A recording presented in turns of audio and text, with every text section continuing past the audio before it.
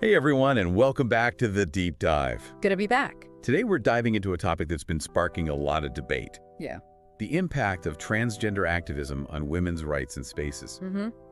It's a really complex issue with a lot of strong opinions on both sides. Absolutely. So we're going to try to cut through the noise and really get to the heart of what's at stake. I think that's so important. To really understand the different perspectives and the arguments being made. Right. And I think what's really fascinating here is how this debate forces us to grapple with some really fundamental questions. Like what? Like what it actually means to be a woman. Right, like we can't even begin to have a meaningful conversation about transgender athletes or access to women's spaces without first establishing a clear definition of womanhood. Exactly. What is a woman? Why do you ask that question? I just really like to know. What do you think the answer to that question is? Well, I'm asking. That's why I came to a college professor. This is what you do. For me, it's actually a really simple answer, and that's a person who identifies as a woman. But what are they identifying as? As a woman. But what is that? As a woman. Do you know what a circular definition is? I do. It's sort of like what you're doing right now. Or a woman is a woman. Mm-hmm.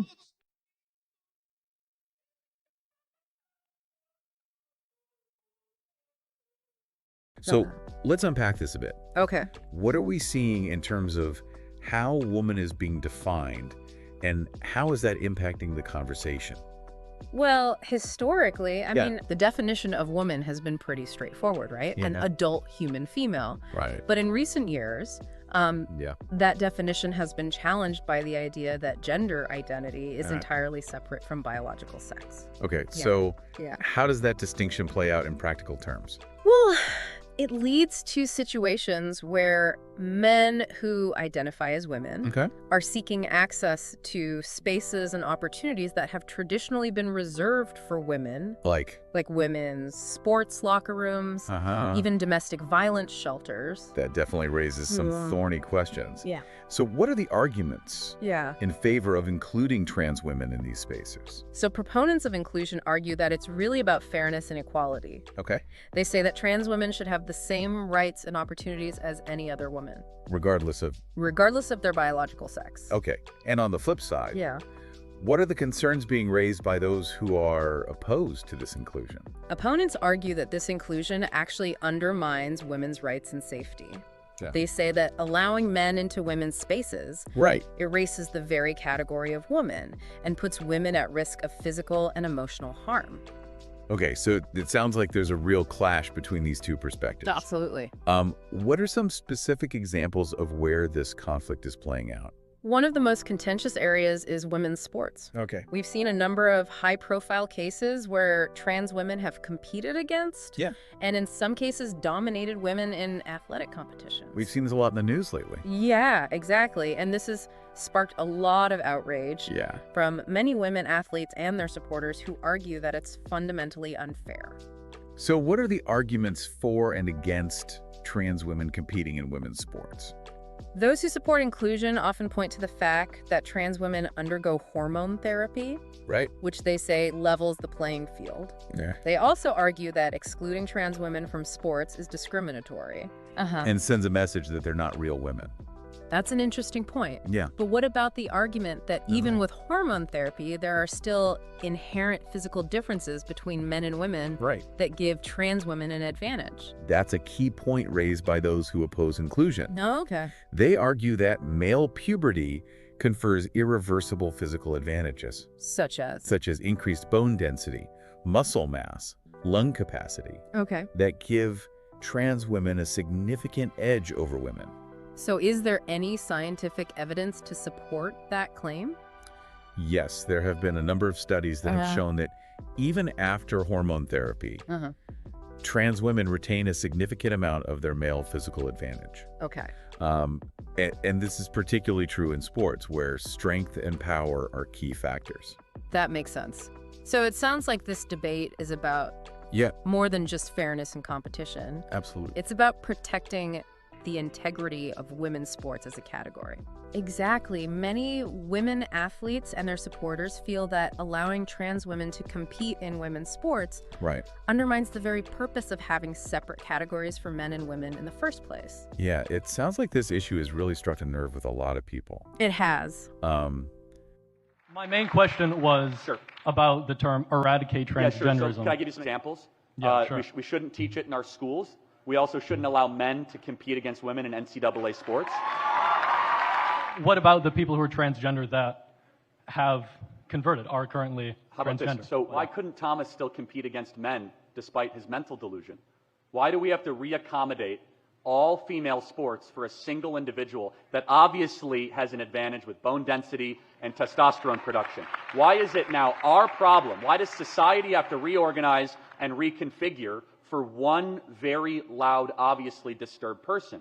Wouldn't it be more fair to say, okay, you have a problem, so keep competing in the category that you were born to? You can still wear whatever you want, I guess, and dress and do the treatments you want, but since you're such an excellent swimmer, go swim against boys. Oh, because he's a narcissist and he used to finish 200 against boys, and when he competes against girls, he wins the championship because he's a cheat. Where else are we seeing this tension between trans inclusion and women's rights? Another area of concern is access to women's spaces. Right. Like locker rooms, restrooms, changing rooms. Many women feel uncomfortable and unsafe sharing these spaces with men regardless of their gender identity. So what are the arguments for and against allowing trans women into these spaces? So those who support inclusion argue that trans women have the right to use the restroom or locker room. Okay. That aligns with their gender identity. Okay. They say that denying them access is discriminatory and humiliating. Okay, and what about the concerns being raised by those who are opposed to this access? I remember the first time I ran into Thomas. It was one day before the meet started. I was talking with one of my teammates on the pole deck in front of the locker room door. I opened the locker room door and was about to turn around and walk into the locker room to change when I physically bumped into Thomas. I was shocked by his size. He was about 6 feet 4 inches tall, and I was shocked that as he bumped into me, his male genitalia was touching my hand that was stuck between us as he was leaving the locker room. I get messages daily from female athletes, from coaches, from even parents who don't know what to do. But that's why I feel so passionately about defending it, because as it continues, there's more girls exploited in locker rooms. There's more people who have to worry about their safety in their sports, especially physical contact sports, and more people who are losing out, more women who are losing out on opportunities. Opponents argue that allowing men into women's spaces violates women's privacy and safety. Okay. They point to cases where men have pretended to be trans women in order to gain access to women's restrooms and commit sexual assault. Those are serious concerns. It sounds like this debate is really about striking a balance. It is. Between respecting the rights of trans individuals while also ensuring the safety and dignity of women. Absolutely. It's a complex issue with no easy answers. It really is. But it's a conversation we need to have. Definitely. If we want to create a society that's both just and equitable for everyone. Definitely a lot to unpack here. You know, one of the most concerning aspects, I think, of this whole debate is the way that any criticism of transgender ideology is often met with accusations of bigotry and hate speech. Yeah, it seems like there's a real fear of even engaging in a nuanced discussion about these issues. Exactly. Yeah. It's as if any attempt to raise concerns about the impact of transgender policies on women's rights is immediately shut down as transphobic. Right, which ultimately prevents us from having kind of open and honest dialogue that's necessary to find solutions that work for everyone. Precisely. Yeah. We need to be able to acknowledge the legitimate concerns of women without being labeled as hateful or bigoted.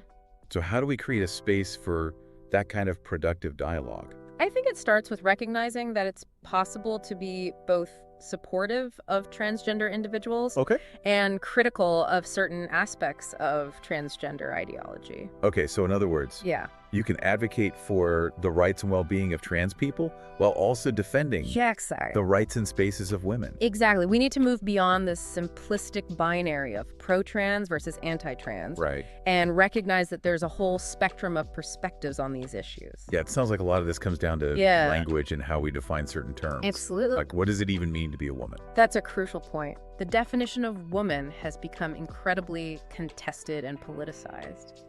So how do we reclaim a clear and meaningful definition of womanhood?